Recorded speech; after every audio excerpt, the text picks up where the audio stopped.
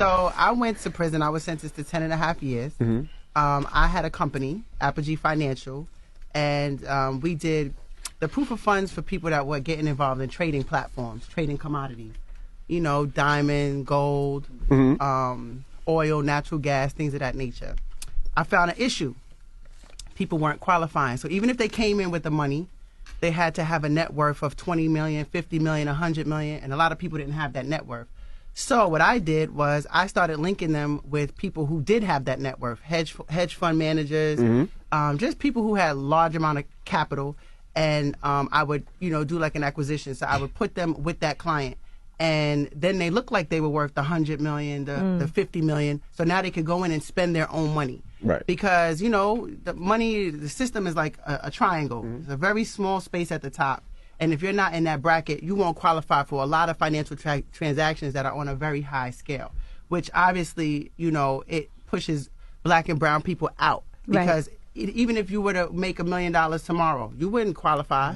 Even if you want to spend $100,000, you have plenty of money, but they don't let you in. Right. So initially, I was doing that while I was doing the mergers, but it takes some time. So eventually, some clients was like, I'm missing out on the trading platforms because it takes too long to do that. So I need it today. So obviously, if they need it the same day, I can't do it the proper way. So I was like, okay, there's like, I got 200 grand for you. I got 300 grand for you. So I was able to change the documents, put their names and the amounts I changed so that they could get into the trade. So I was basically guilty of forging documents. My company made about $10 million in a very short time, in less than a year, about 10 months. And I was eventually, caught and sentenced to 10.5 years. 10.5 years. Why did you get so much time? Well, in like drug cases, your time is connected to the weight. So in white collar cases, your time is connected to the money. So had I done the same thing and not made any money, I probably wouldn't have gotten anywhere as much time. But what happened, I think really made them upset is when I first was approached by the feds, it was a civil case. And then they took all my money. So I sat, at the table, as you'll see on the show, with my team, and I'm like, we got to do something else. So I started buying the actual gold in Africa. So I was broke. I was down to nothing. Sent my guys to Africa, in another 6 weeks, we were back in the millions again. Started buying gold. You buy a kilo of gold back then was 10, 11,000 from Sierra Leone, and I was flipping it right here in New York, So what's illegal about that? That wasn't illegal. Okay. But it made them mad because they took all my money and they wanted me to just be done. So now they get mad. Yeah, they get mad when you keep reinventing yourself and rolling so they out. Be mad at your shoulder.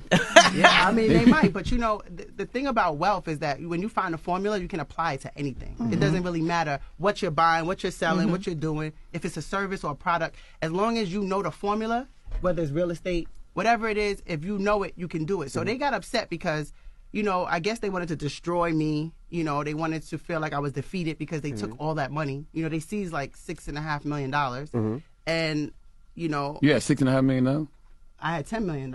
Oh, you was balling. And I was only 24, 25 at the time. And, my entire team was black. Sal, Weezy, we all went to federal prison. I got the most time, and then, they got time right under me.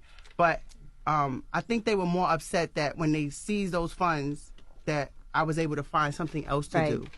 But so isn't that the goal, though, to find something legitimate to do after you get caught doing something? Yeah, but that's the actual part of it. But the emotional part, the racist part, and the sexist part is that I'm a black female. I'm working with people on Wall Street.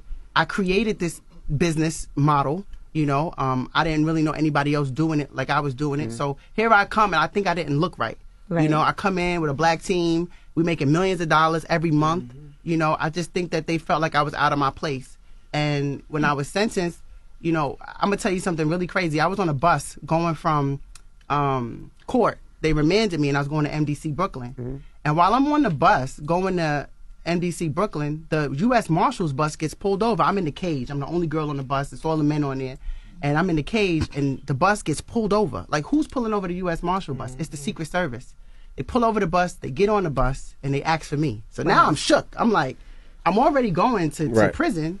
What do they want? So they come on the bus, and they get me off to put me in the car with them. Still going to MDC just to talk shit. Like, oh, you just had to go to Africa.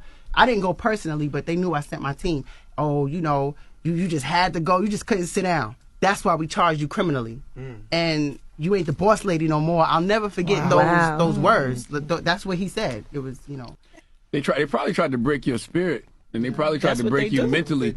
Because if you can do that, if you can build a business from the street and get $10 million, then have the wherewithal to go get gold from Africa and flip that, you're a different type of person. Facts. You know what I'm saying? But that's how we linked. You know, me and Jamila linked, because when we got to prison, it's like when you're a boss, it doesn't matter your circumstances. It doesn't matter where you are. It doesn't matter what they do to you. It's a mindset. That's right. So when we got into prison, we was linked because she wrote books. I wrote books. I published 10 books. She published more than 10 books.